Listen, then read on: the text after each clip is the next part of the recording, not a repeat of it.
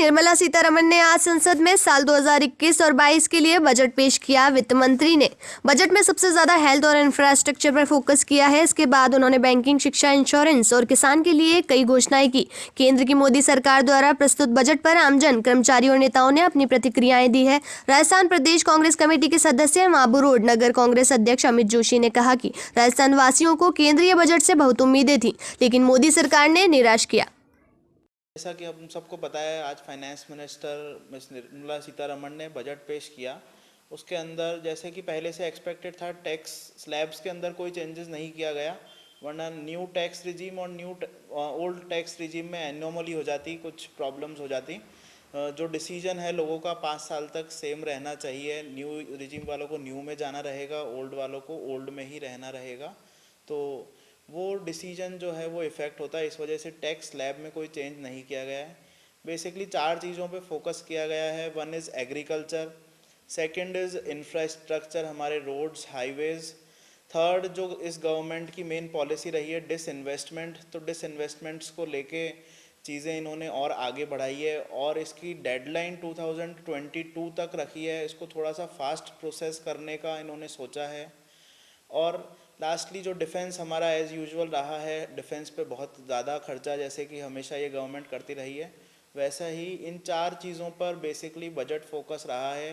Covid के लिए 35,000 करोड़ रुपए इन्होंने अलॉट किए हैं और प्रॉमिस किया है अगर और कोई रिक्वायरमेंट होती है इससे रिलेटेड तो और बजट अलोकेट किया जाएगा।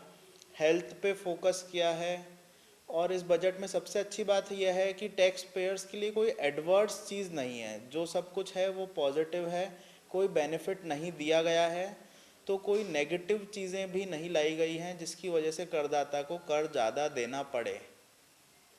कुछ चेंजेस जो आज की इकोनॉमी के हिसाब से, कोविड के हिसाब से जो ज़रूरी थे, उनमें से एक बेसिकली कुछ टूरिज़्म को बढ़ावा देना बहुत ज़रूरी था।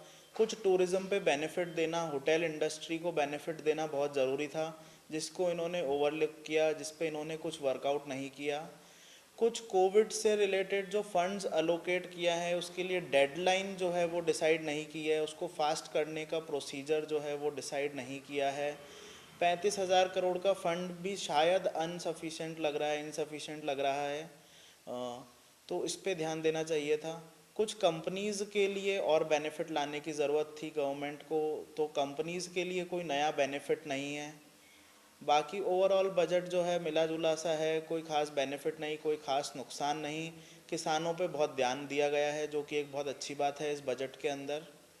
इंफ्रास्ट्रक्चर एक बहुत अच्छा पॉइंट इन्होंने जो काफ़ी अच्छा 1,75,000 करोड़ का इन्होंने इसमें इन्वेस्टमेंट का सोचा है और पीपीपी मोड को जो है और बढ़ावा देके इंफ्रास्ट्रक्चर को स्ट्रॉन्ग करने की कोशिश की है।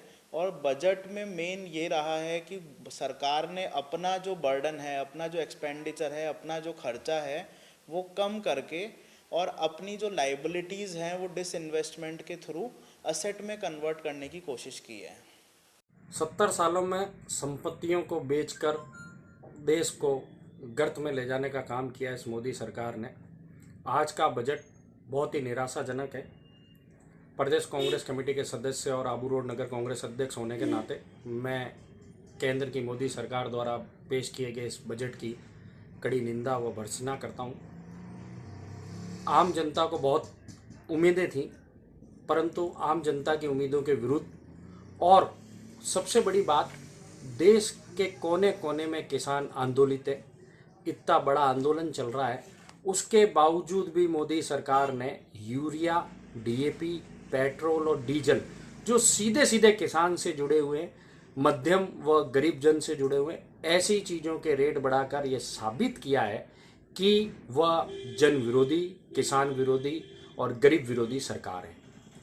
हम इस बजट की कड़े शब्दों में घोर निंदा करते हैं।